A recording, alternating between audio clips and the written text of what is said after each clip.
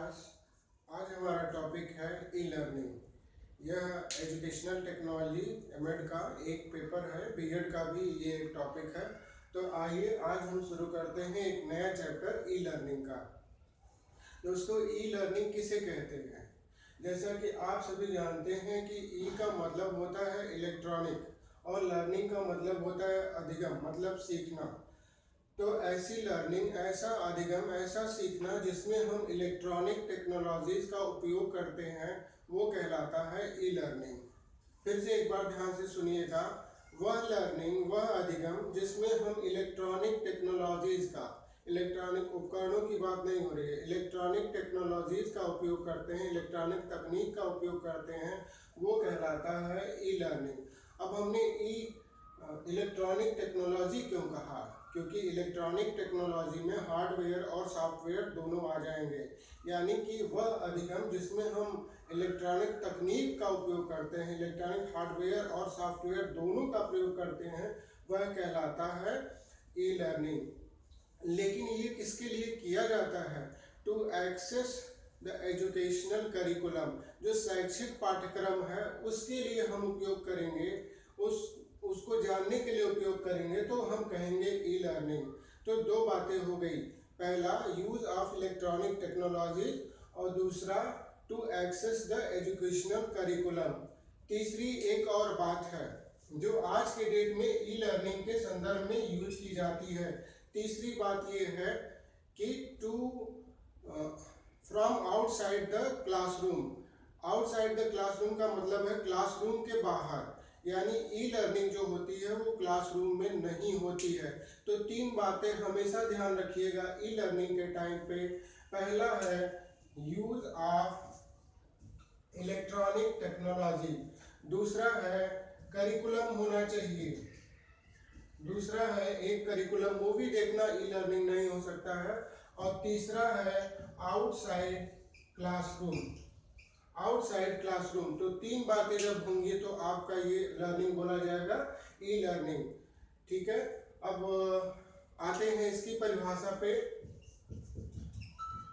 इसकी परिभाषा पे आते हैं। रोजेनबर्ग ने वर्ष 2001 में इसकी परिभाषा दी थी।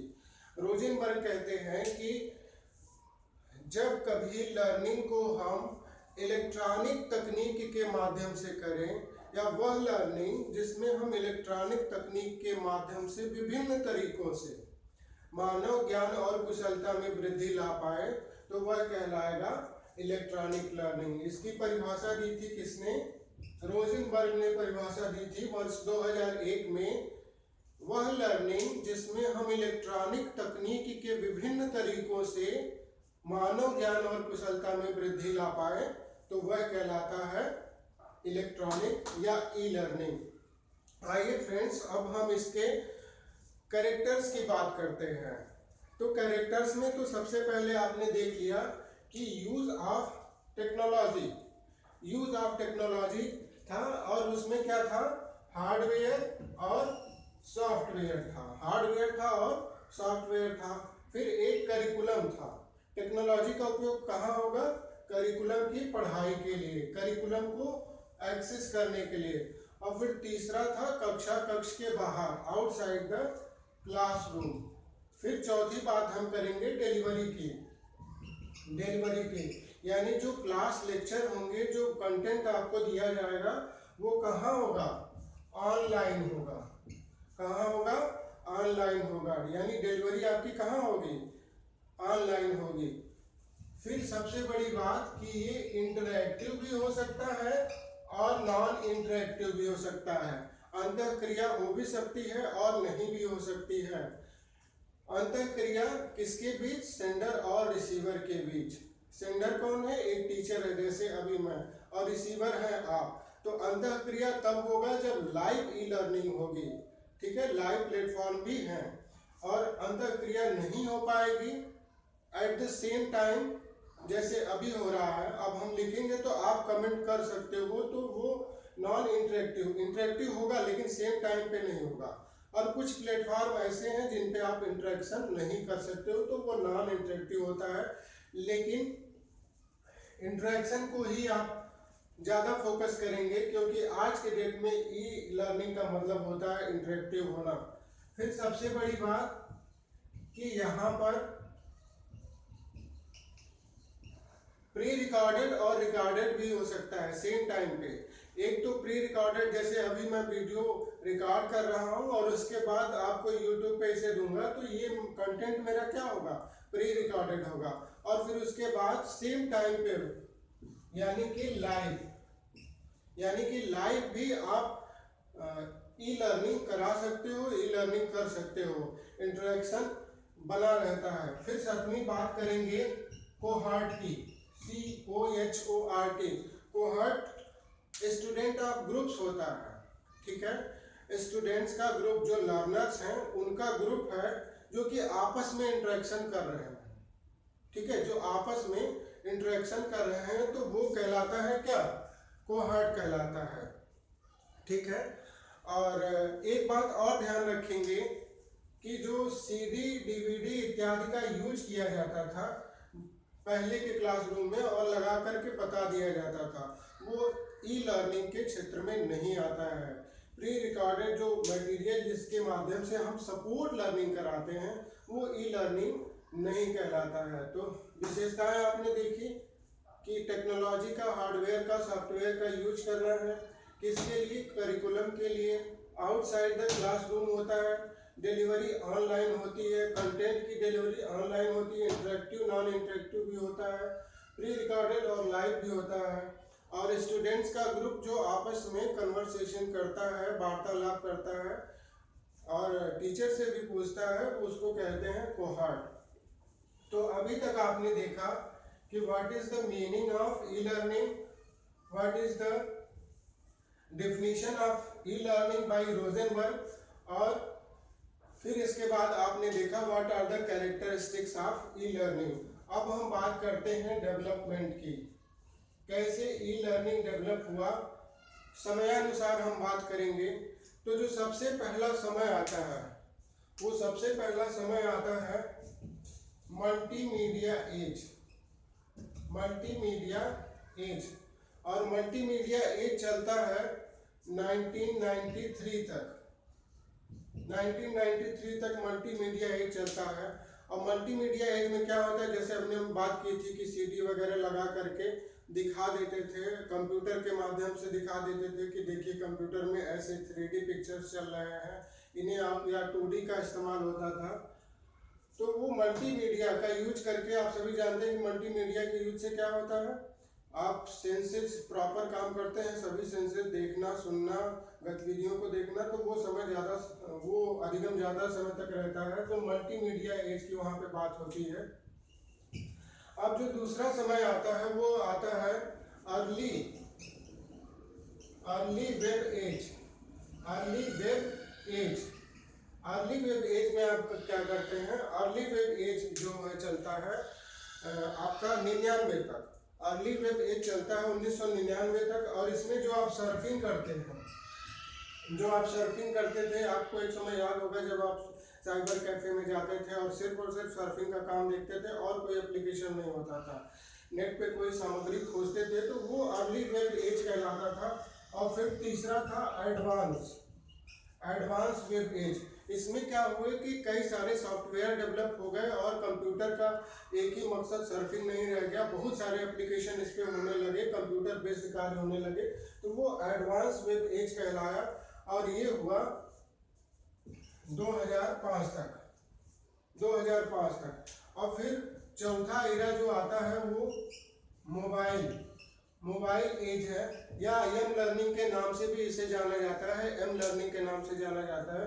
तो इसमें क्या हुआ, जो भी सहूलियत वहाँ आपको इंटरनेट पे, कंप्यूटर पे मिलती थी, वो सब कहाँ मिलने लगी, मोबाइल पे मिलने लगी। और मोबाइल पे सॉफ्टवेयर इतने डेवलप हो गए कि लोगों की जो कंप्यूटर पे आश्रित होने की भावना थी वो धीरे धीरे खत्म होती गई। तो हमने देखा मल्टीमीडिया एज शुरू में आया, फिर इसके बाद अर्ली वेब एज आया, फिर एडवांस वेब एज आया, और फिर मोबाइल एज आया। तो ये हो गया ई लर्निंग का जो डेवलपमेंटल फेज था, किस किस कार्य में किस किस इरा में कौन कौन से कार्य हुए। जैसे जैसे विकास होता गया तो विकास के आधार पर हम इसका आगे वर्गीकरण करते गए। अब हम पढ़ेंगे टाइप्स के बारे में। What are the types of e learning. तो सबसे पहले जो होता है वो होता है, एक होता है सिंक्रोनस, अलग अलग आधार पर बांटा गया है, और दूसरा होता है एसिंक्रोनस।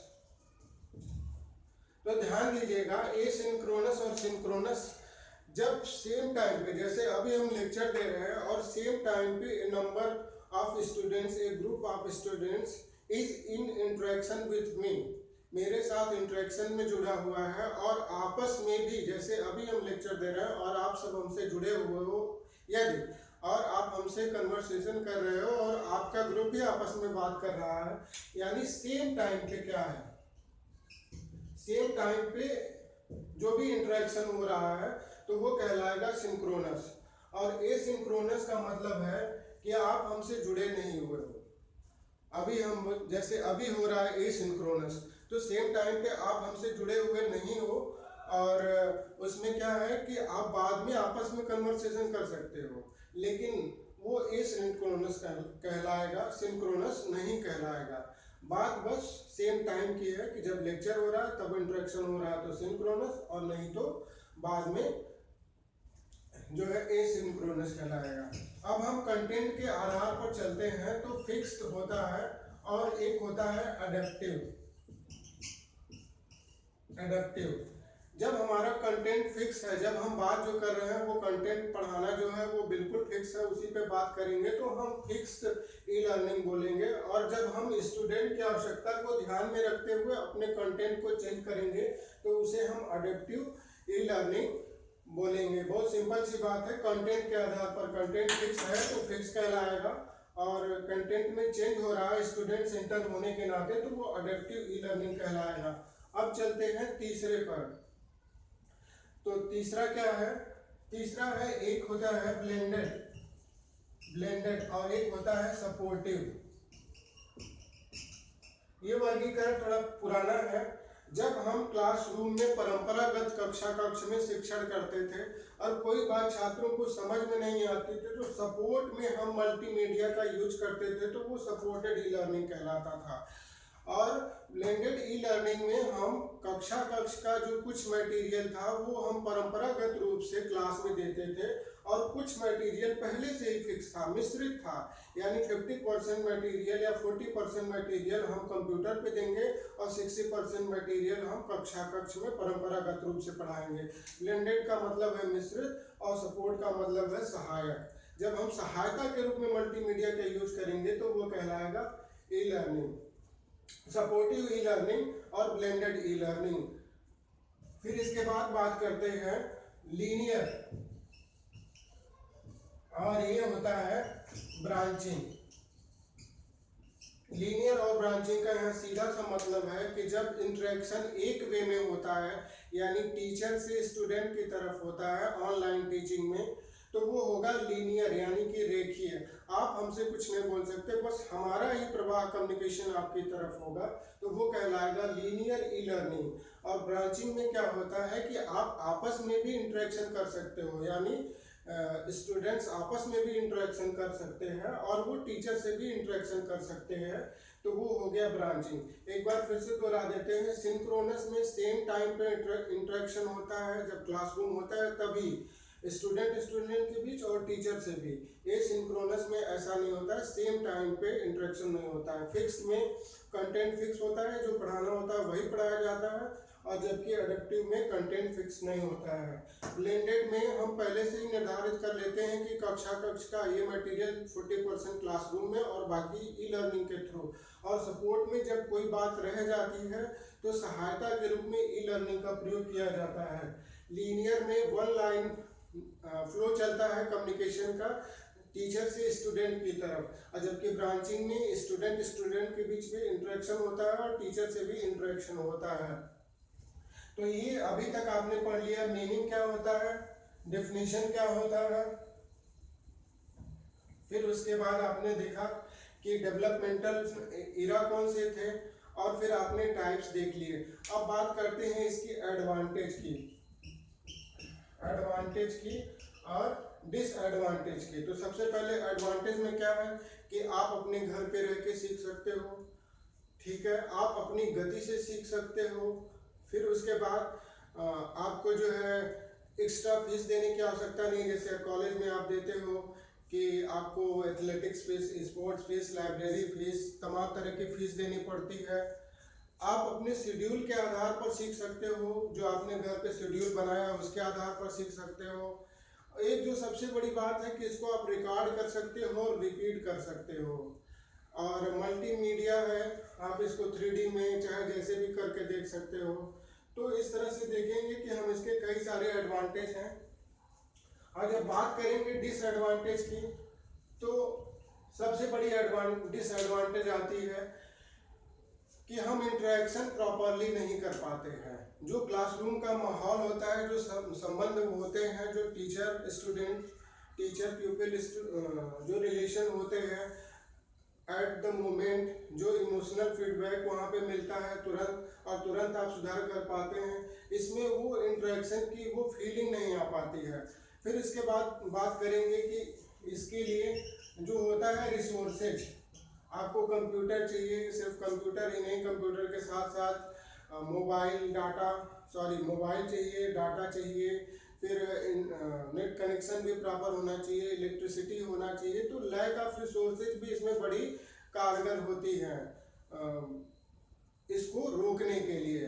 फिर इसके बाद बात करेंगे कि इसका जो निगेटिव एटीट्यूड है, कुछ स्टूडेंट्स क्या करते हैं कि वो निगेटिव एटीट्यूड अपनाते हैं, कमेंट्स में उल्टा सीधा लिखना, इस प्रकार की बातें करते हैं। और फिर एक जो होता है डिसिप्लिन, आप विद्यालय आते हो तो आपको ध्यान रखना होता है, विद्यालय नहीं जाते हो तो आपको पेनाल्टी भरनी पड़ती है, परंतु घर पे रहने पर आप एक निश्चित टाइम पे समय सेल्फ डिसिप्लिन नहीं हो पाते हो।